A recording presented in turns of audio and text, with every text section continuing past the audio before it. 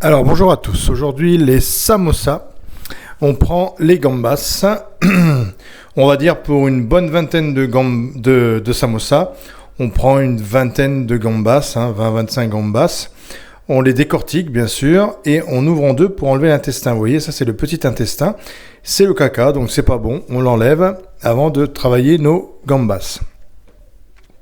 Donc pour 20 samosas, pour vos apéritifs, vous prenez...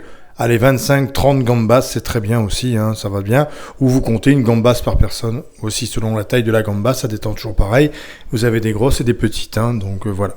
Donc, on taille les gambas dans la largeur de la queue, comme vous avez vu. Voilà, et on récupère toutes nos gambas dans un récipient. Un cul de poule, pour parler professionnel. Voilà, là, j'ai toutes mes gambas. Ensuite, nous allons prendre une mangue. Et nous allons éplucher la mangue. Voilà. Alors, trouver des mangues mûres, c'est pas évident, mais...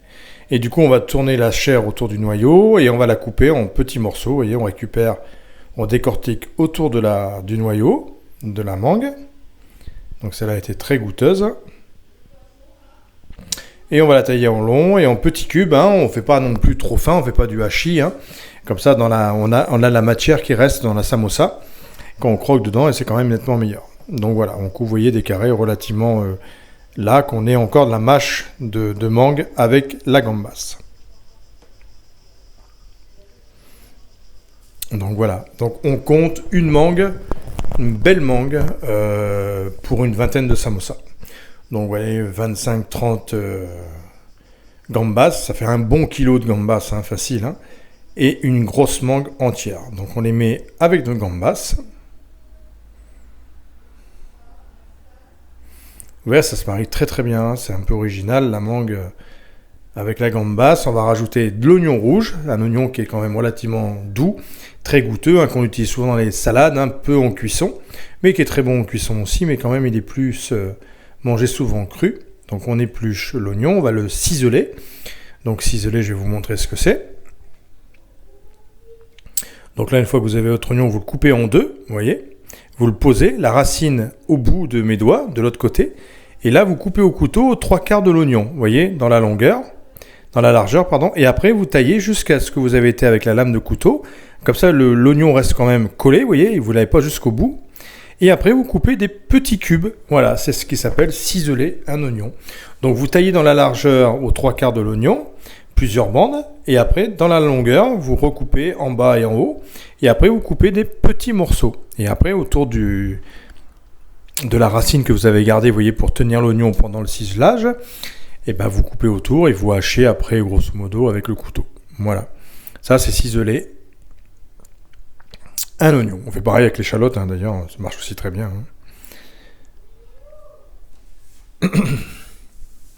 Donc, je rajoute avec ma gambasse et ma mangue. Donc là, c'est notre farce pour les samosas. Donc j'ai mis un gros oignon rouge.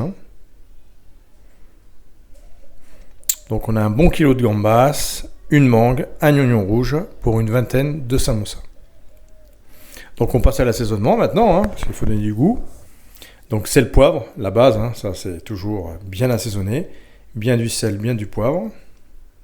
N'hésitez pas, souvent vous avez peur d'assaisonner. Il faut que ça soit bien assaisonné, bien relevé vos préparations. Donc là, je mets un peu de persillade. Donc ail, persil que j'ai haché. Voilà. Vous pouvez mettre du basilic si vous n'aimez pas l'ail ou quoi, bien sûr. Vous mettez même la coriandre si vous adorez la coriandre, c'est très bien. Je mets un épice-taille. Du coup, on nous fait beaucoup de mélanges d'épices qui sont tip-top. Donc vous pouvez, alors ils ne me sponsorisent pas, je touche rien. Mais je reconnais que leurs épices sont très bons. En plus, ils sont de la région. Donc voilà, j'en mets bien une bonne cuillère à soupe, facile, que ce soit bien relevé aussi. Il ne faut pas hésiter à bien aromatiser, à bien mettre de l'épice dedans. Un peu de sauce soja. Donc là, c'est la sauce soja salée. Mais par contre, j'en mets pas beaucoup. Voilà. Quand vous faites des samosas, n'importe quelle farce que vous faites, ça va avec du bœuf, tout ce que vous voulez, ne mouillez pas trop votre farce. Parce que si vous mouillez trop votre farce, elle va humidifier trop la feuille de brique. Et si vous les faites d'avance, après, ils sont trop humides. Donc, ce ne sera pas bon. Un jus de citron. Voilà. Comme ça fait bien mariner. Ça commence à cuire légèrement.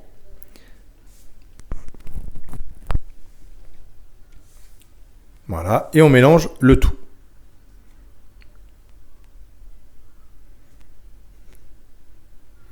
Voilà, parfait. Et après, on va s'attaquer au montage des samosas. Voilà, donc ça, vous pouvez le faire même la veille, hein, ça macère bien, ça prend du goût, c'est encore meilleur. Hein. N'hésitez pas, hein, faites pas forcément le jour même si vous avez des invités pour un apéritif. C'est parfait. Ah bah tiens, je vous montre pendant le restaurant, là, on avait préparé une bonne ratatouille qui allait partir au four, parce qu'on allait cuire notre ratatouille au four. Et je trouvais que les couleurs étaient très belles. Donc j'adore cette saison d'été, là.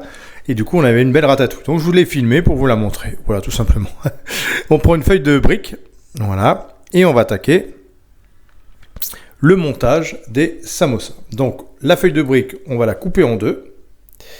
Vous allez voir, c'est pas sorcier. Hein. Je vous ai fait deux montages. Hein. Je vais vous montrer plus près après. Comme ça, vous voyez vraiment le montage, parce que c'est important. Bon, après, j'imagine que vous savez le faire.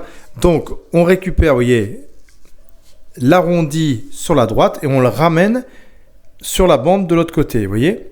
Hop, et on garde donc les deux pointes sur votre gauche. Très important. Sinon, vous ne pouvez pas monter le samosa.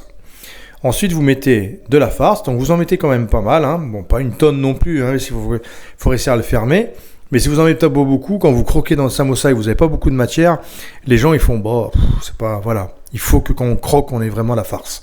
Et je ramène la pointe de l'autre côté, vous voyez, et je mets parallèle au centre de la bande, vous voyez.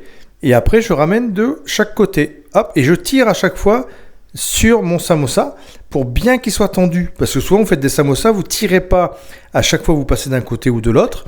Et du coup, votre samosa est un peu flasque. Donc là, vous voyez, il reste bien ferme, bien serré. Voilà, c'est surtout qu'il faut bien serrer, vous voyez. Je pars donc de l'autre côté. Ensuite, je ramène la pointe de l'autre côté. Et à chaque fois que je longe la bande, là, je tire vers moi, toujours un petit peu, très fort, pour bien serrer le samosa. Et je rentre à l'intérieur. Donc après, je vous ai fait un plan plus près encore pour que vous voyez vraiment bien le montage. Parce que je sais que vous aimez bien les détails. Donc je vous en mets pas mal. On a passé les 4000 abonnés d'ailleurs, je voulais vous remercier, c'est génial, franchement je suis très très heureux, je fais vraiment ça pour simplement partager mon plaisir avec vous et j'ai 4000 abonnés maintenant et franchement, et qui me suivent bien, hein, qui font pas mal de commentaires et franchement merci à vous, c'est vraiment super top, ça m'encourage à continuer pas mal de vidéos, vous allez voir je suis en train de faire un petit studio pour faire vraiment des recettes à la maison en plus, vous allez voir c'est top. Donc vous voyez là, on serre bien de chaque côté et du coup ça nous laisse de la marge, pas mal de marge pour mettre dedans. Donc là je vous ai pas montré la cuisson mais vous les mettez au four à 200 degrés hein, pendant 25 minutes et après vous les servez avec une petite sauce aigre douce ou n'importe quoi.